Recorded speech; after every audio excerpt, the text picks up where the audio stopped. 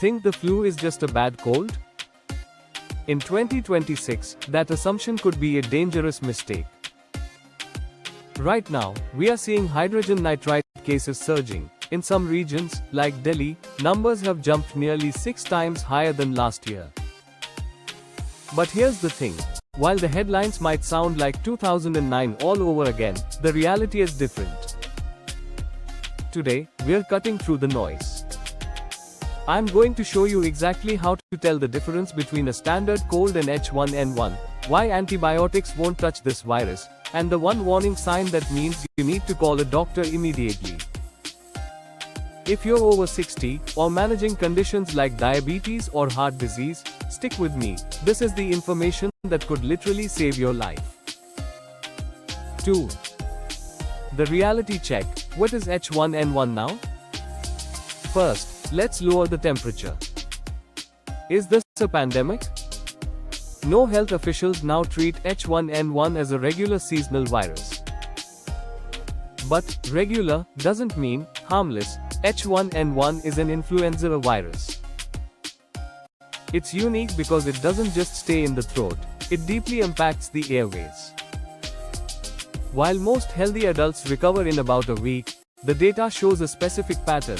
This year, we are seeing a 4-fold jump in hospitalizations among those who dismissed their early symptoms. 3. The symptoms: cold vs. hydrogen nitride. How do you know if you have it? You wake up and feel like you've been hit by a truck. The truck factor. Unlike a cold that starts with a sniffle, H1N1 hits fast. High fever, chills, and body aches that make getting out of bed feel like a marathon. The curveball: H1N1 often brings stomach issues, nausea or diarrhea, which you rarely see with a standard seasonal flu. For the parents, grandparents, watch the kids closely. In children, those stomach symptoms are often much more severe than the cough. IV, the antibiotic. MYTH. This is the most important part of today's video. Antibiotics do not work on H1N1. Why?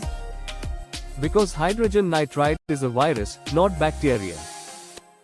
Taking leftover antibiotics won't help you. It will actually weaken your gut health and contribute to antibiotic resistance. What does work? Antivirals. But there's a catch: they are like a timed mission. They work best if started within the first 48 hours. If you wait until day 4, the window has largely closed. This is why testing early is your best defense. IVB. The testing puzzle. How to know for sure now? You might be wondering, if I can't use antibiotics, how do I even know if it's H1N1? In 2026, we have better access to rapid testing than ever before. If you head to a clinic, they'll likely use a molecular PCR test or a rapid antigen test. Yes, the nasal swab we've all grown to love. Pro tip: don't test the very second you feel a tickle. If you test too early, the viral load might be too low to detect, giving you a false negative. Wait about 12 to 24 hours after that first fever hits for the most accurate result. Knowing exactly what you're fighting allows your doctor to prescribe those antivirals we talked about with total confidence.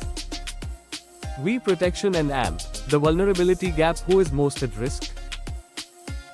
Here at Vitality Health Works, we focus on longevity.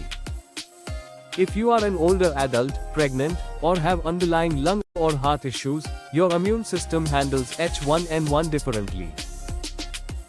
The vaccine remains your first line of defense.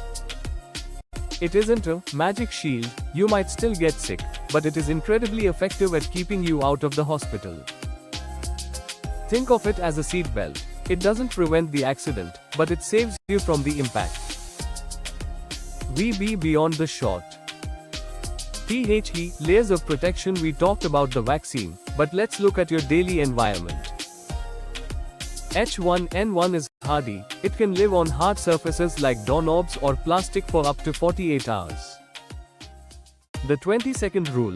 It sounds basic, but soap and water literally dissolve the outer layer of the flu virus. Air quality. If you are in a high-risk group, consider the ventilation of where you spend time. A simple HEPA air purifier in your living room or opening a window for 10 minutes a day can significantly drop the concentration of viral particles in the air. The food myth. Let's clear this up once and for all. You cannot get hydrogen nitride from eating pork or handling food.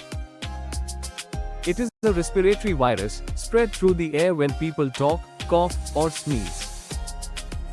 You don't need to change your diet, you just need to protect your breathing space. We see the recovery. Protocol. What to do if you get it if the test comes back positive. Your goal is to support your body so it doesn't have to fight a two-front war. 1. Strategic hydration. Don't just drink water.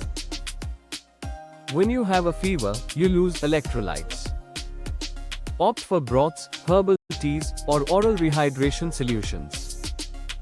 2. Humidity as your friend. H1N1 loves dry air.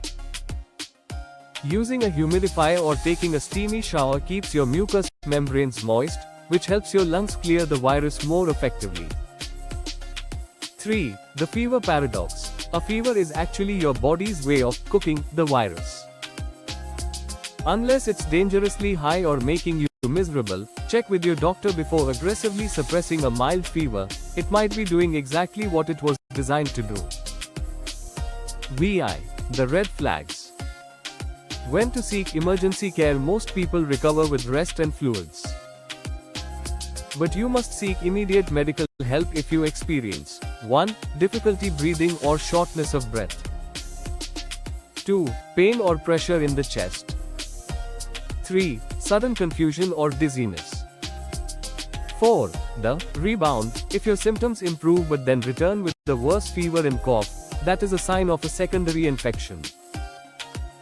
Don't wait. VIB. The long tail. Don't rush back. One final piece of advice for my longevity-focused viewer. H1N1 can leave you feeling wiped out for weeks. We call this the convalescence period. Even after the fever is gone, your lungs are still repairing themselves. If you rush back to the gym or a high-stress schedule too early, you open the door for secondary infections like bronchitis.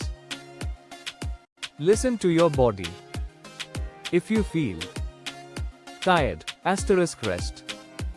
You've earned it after winning a battle against a major virus. 7. Summary and AMP. Call. TO action. To recap, H1N1 is rising, but you have the tools to handle it. Know the symptoms, skip the antibiotics, and act fast within that 48-hour window. It helps this evidence-based health info reach more people who need it. Subscribe to Vitality Health Works for more ways to stay proactive about your health. Share this with a friend who might be dismissing their bad cold today. Stay safe, stay informed, and I'll see you in the next one. Thanks for watching Vitality Health Works. Small, science-backed habits build lasting health. Start today. If this helped, like and subscribe and turn on notifications. See you in the next video.